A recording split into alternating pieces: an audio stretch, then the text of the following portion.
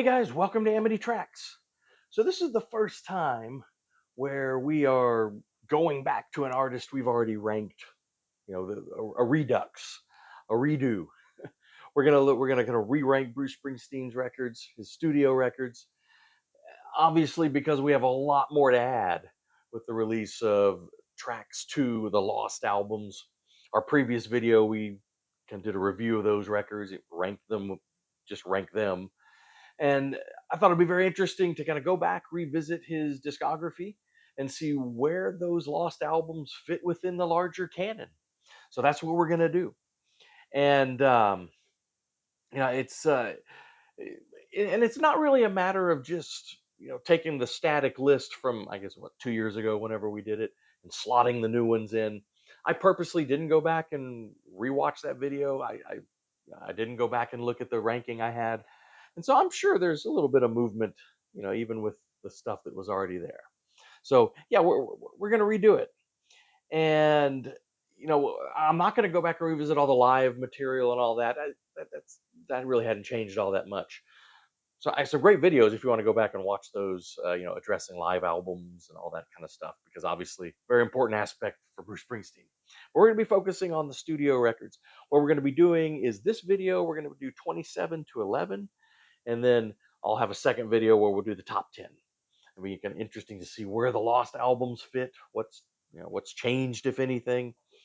Now, there's two records I'm not including.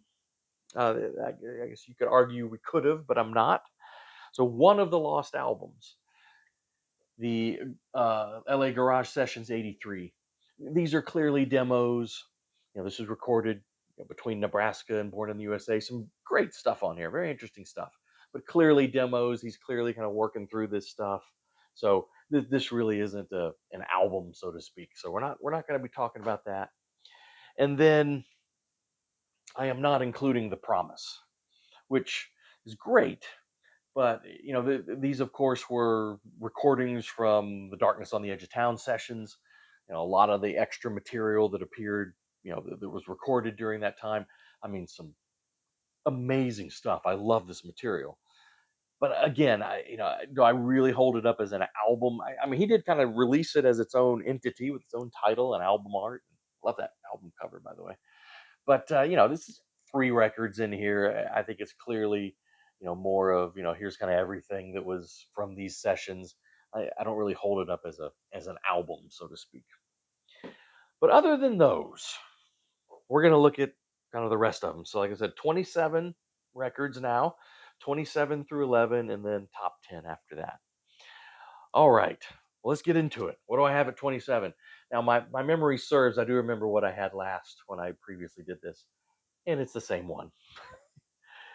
It is from 2009, Working on a Dream.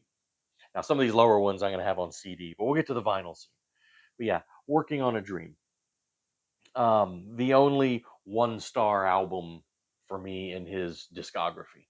We're going to go, I'll give you, 1 to 5 stars on each of these records. This is the only 1-star record in there. This is the only album that there's really not a single track. Usually, even on the ones on the lower end of this list, I can pull a few individual tracks that I really, really like. I mean, I guess if you forced me to, Life Itself is probably my favorite song on here, but it's just because I have to pick one. Um, yeah, this is the only one where there's not a single track that really jumps out at me. Now, as a bonus track, The Wrestler was added here, but of course that's from the film The Wrestler, and you know, labeled as a bonus track. It's not really part of the album. That's a great song, but yeah, there's not much here at all for me. From the Velvet Bruce cover here to and there's 2 songs on here that I really dislike. The opener, Outlaw Pete, was almost 8 minutes or whatever it is. Trying to kind of recapture that 70s epic structure of a lot of his songs, and it just falls flat for me. And then probably my least, or yeah, my least favorite, or the song that I like the least in his entire discography, is Queen of the Supermarket. I mean, if you were creating a Saturday Night Live kind of parody of a Springsteen song, I think that would be it. but I don't think he meant it that way. I mean, the lyrics are just terrible. Like, I guess it's this guy who is in love with some woman who works at the supermarket. With my shopping cart, I move through the heart of a sea of fools, so blissfully unaware that they're in the presence of something wonderful and rare. The way she moves behind the counter, beneath her white apron, her secrets remain hers as she bags the groceries, her eyes so bored and sure she is unobserved. I'm in love with the queen of the supermarket. There's nothing I can say. Each night I take my groceries and I drift away and I drift away. Yeah, I don't know. Not much to say on this one. All right, next, number 26. Now we're moving into the two-star territory. It's the only one-star album I have here. Two-star territory. I'm not a big fan of great artists who are known for their songwriting doing a full album of covers.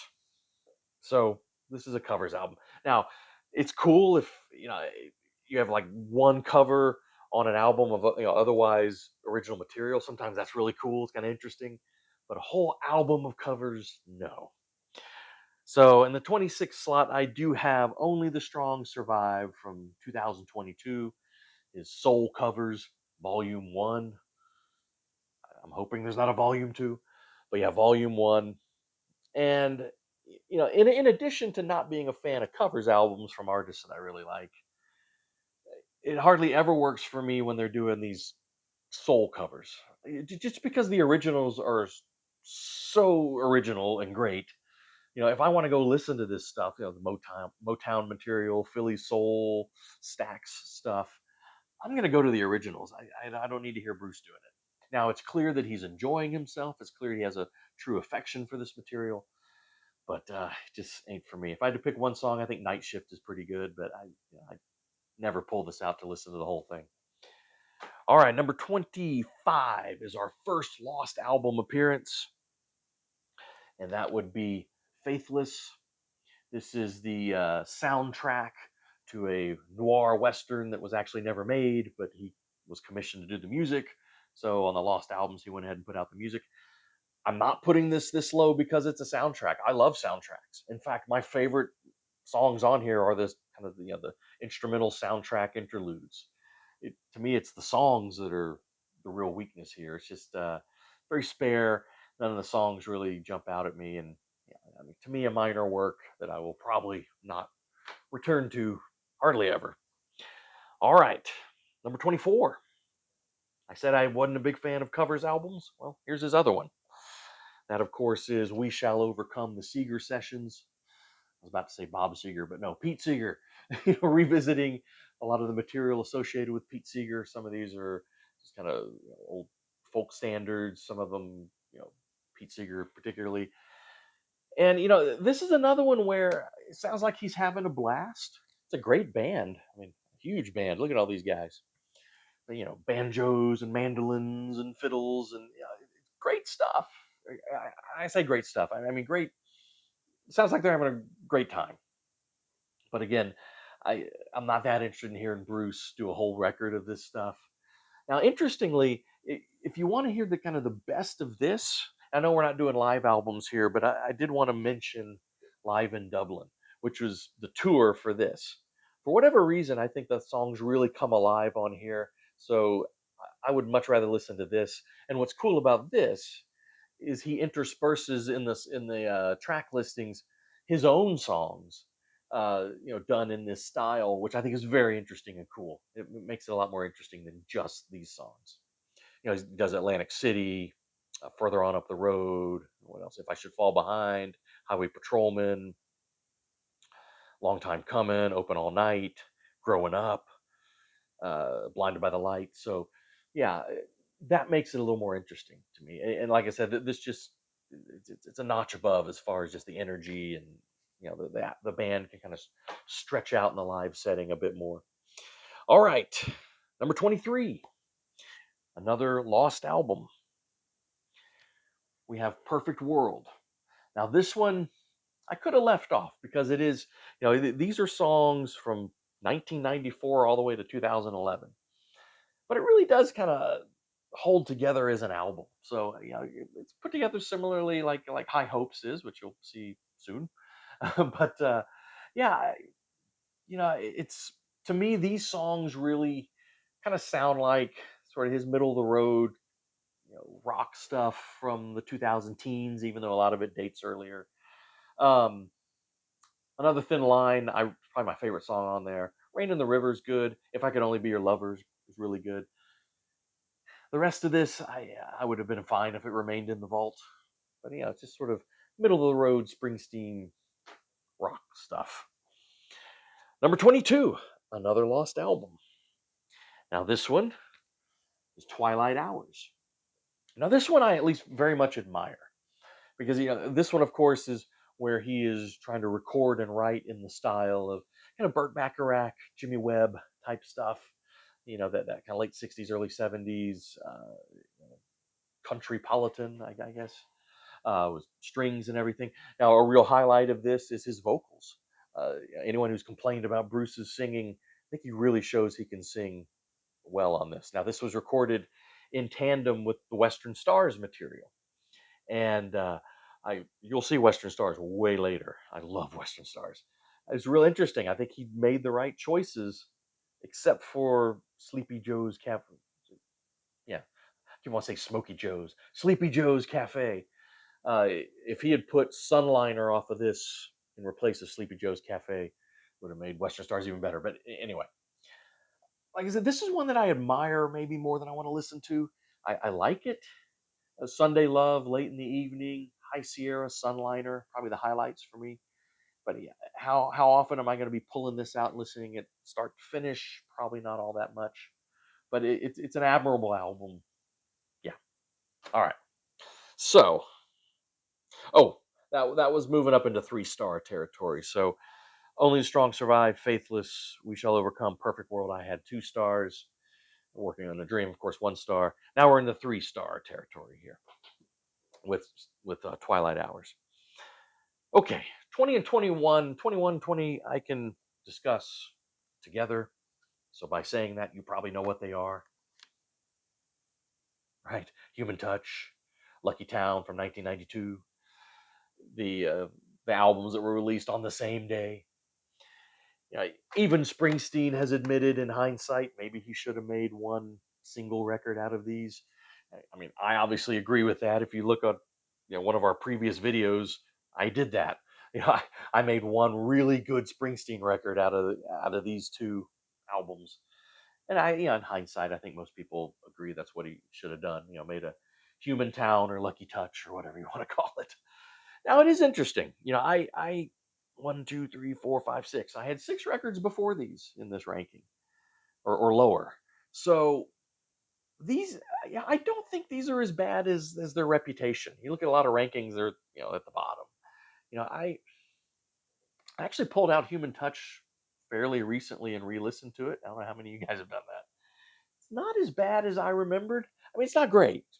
It's not great, but I do have these at 3 stars, solid 3 stars each. And I would have Human Touch at 21, Lucky Town at 20, but they're really together. But it's not as bad as you remember. There's a handful of songs on each that I would pull out, that are keepers. But again, you could have made one really good record out of these 2, I think. All right, moving on. Number 19.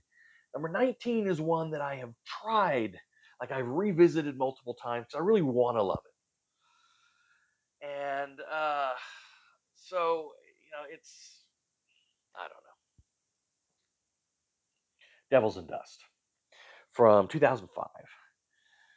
Now this, before the Lost albums were released, it was kind of easy to see this as sort of a piece, like in a sort of a loose trilogy, so to speak. Got Nebraska, Goes to Tom Joad, and then this. They're all like intense character studies. Very much the focus is on the stories and the lyrics, not so much the music. That's always been my complaint, about this and Goes to Tom Joad especially.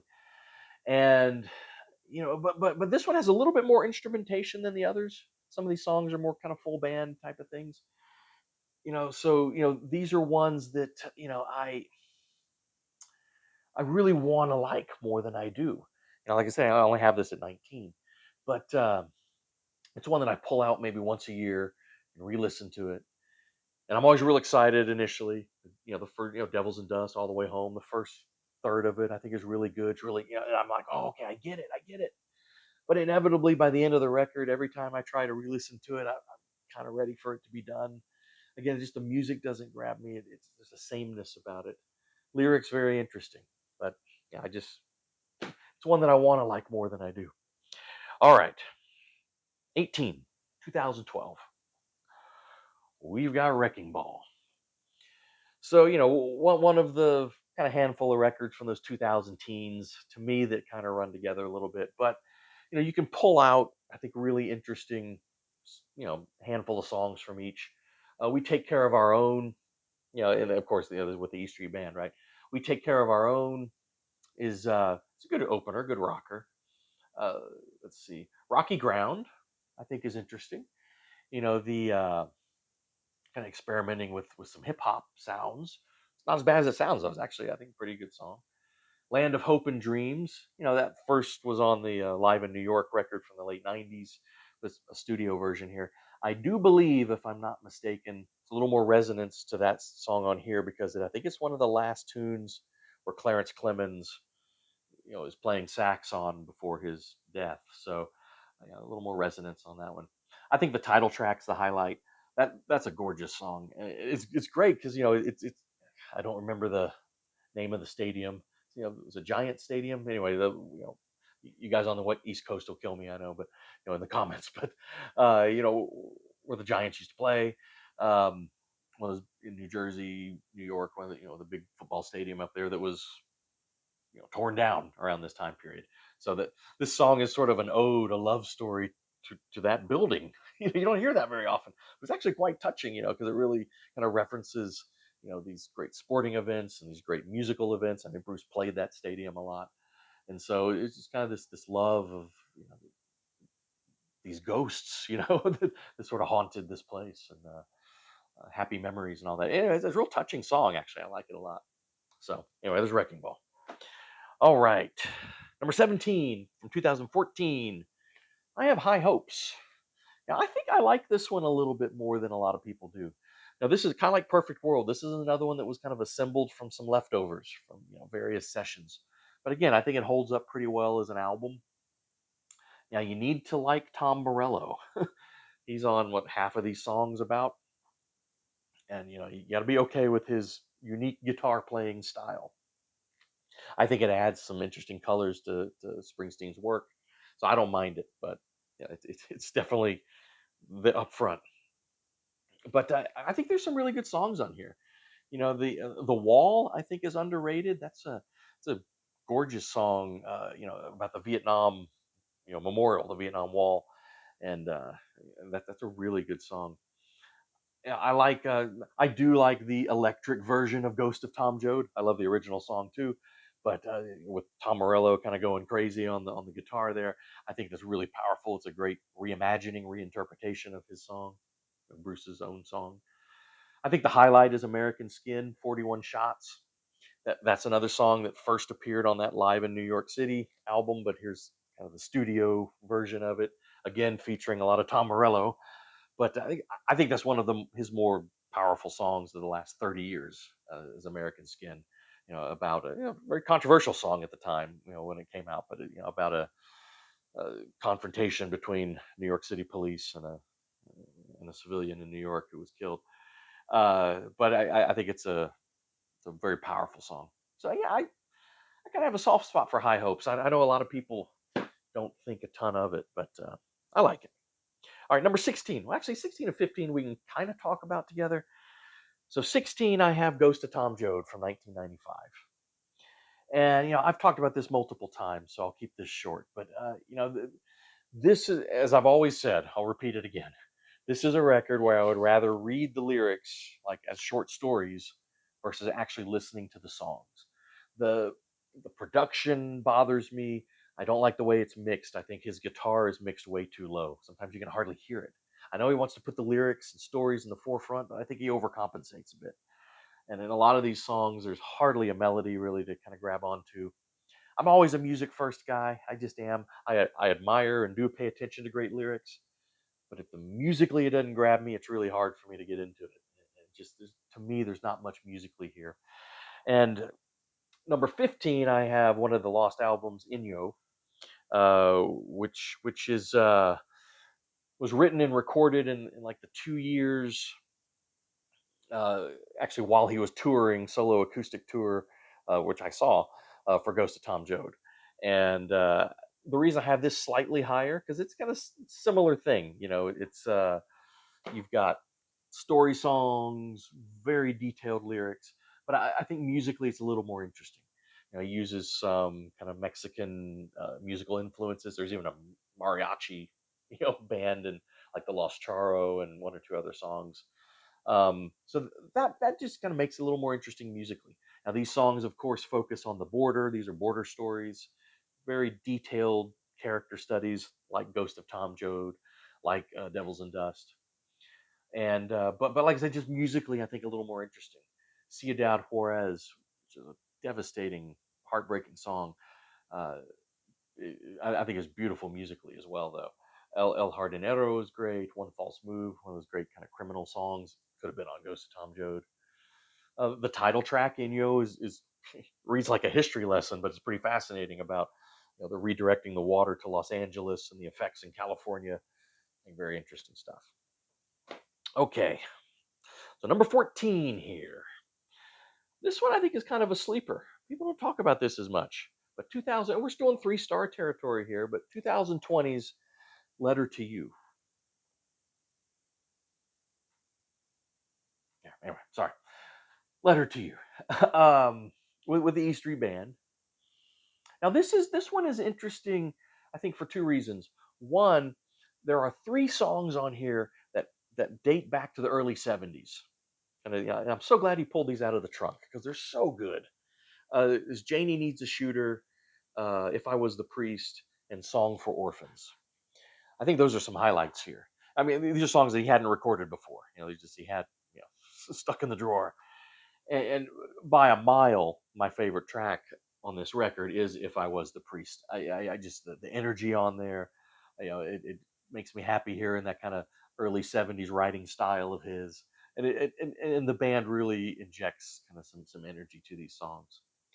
The other interesting thing is some of these songs are very reflective, kind of thinking about mortality because he wrote several of these songs about his one of his first bands before the E Street Band, before he was recording, when he was a teenager, the Castiles, I believe. And I think within a few years of recording, or a year or two before this came out, I think the last other member uh, of the Castiles that was alive died, and so Bruce was the last one remaining alive from that original band, and it really hit him hard. And he's got several songs here about that, and I think they're really touching and interesting. Is it "Last Man Standing"? I mean, it's obvious, right, from the song title. "Ghosts" it's another really good one. So I think there's some songs really kind of hit. Now, not everything on here is great. I think "House of a Thousand Guitars" may be in my bottom 10 of Springsteen songs. I really don't like that song. I find that really irritating. But you know, I think the majority of this is good to very good, and so maybe check this one out if that one passed you by. All right, three more in this video, and then we'll do top 10 in the next video. Number 13. Now we're moving up here to about 3.5 stars. Number 13 is 2002's The Rising. The big comeback, the return with the E Street Band after the lost decade of the 90s. Although tracks two, the lost albums, sort of, I think, redefine what the 90s really were for him. But, the kind of return to form, him really addressing the grief from 9/11, so his 9/11 album, The Rising. This is the most frustrating album in Springsteen's discography to me because it's 15 songs. It's a little long, and so that's my first complaint. I think you could trim about 4 to 5 songs, make it a 10 or 11 track album, really tighten it up. And I don't think it's sequenced correctly. I think if you resequence it, I think within this record, there is a 5-star record. There is a masterpiece classic, but it's diluted, and I don't think it's sequenced correctly. That's why I have it down at 3.5 stars. But within the confines here, you do have a 5-star record. But it's yeah. Well, I just told you my complaints. Yeah, I would take 4 songs off of here, 5 songs off of here. The Rising, you know, the the title track, which is a rousing, kind of anthem. He has a third from last, the track listing. No, you open with that. I think he knew that because I saw him on this tour, and he opened the show with The Rising. That's what you open with, and then your second song would be Lonesome Day, which is the first song on here, which is another great song. But on that tour, he opened with The Rising, and then Lonesome Day was the second song. That's what he should have done on the album. But I mean, there's some good stuff, great stuff on here, and again, stuff that I think we really needed in the wake of 9/11. I mean, Into the Fire. Um, let's see, Empty Sky. Worlds Apart's real interesting, kind of experimenting with some world music textures. A song about a U.S. soldier, forbidden romance with a woman in the Middle East. It's an interesting song. Let's see. You're Missing is devastating. The Rising, of course. My City of Ruins, which is interesting. That song is so associated with 9/11 now. He sang that song at that tribute concert, right? But the song actually was written prior to 9/11, but it sort of has taken on new resonance after the event. But again, Mary's Place. I would take that off of there. To me, that's sort of an attempt at kind of earlier style of it just doesn't fit on here for me. And there's just some other songs that are just kind of there. So yeah, it's frustrating. Reorder it, trim it up, make it a little tighter. This could be a 5-star record, and would have been higher on my list. All right, 2 more. Next, we do have one of the lost albums. That's the Streets of Philadelphia Sessions. Now, this, of course, was recorded in the wake of the song Streets of Philadelphia. Really kind of breakthrough song for him in the 90s, experimenting with some, the synthesizers and the drum programming, but gorgeous song, obviously, from the Philadelphia soundtrack. And so he wrote and recorded a whole album kind of in that style.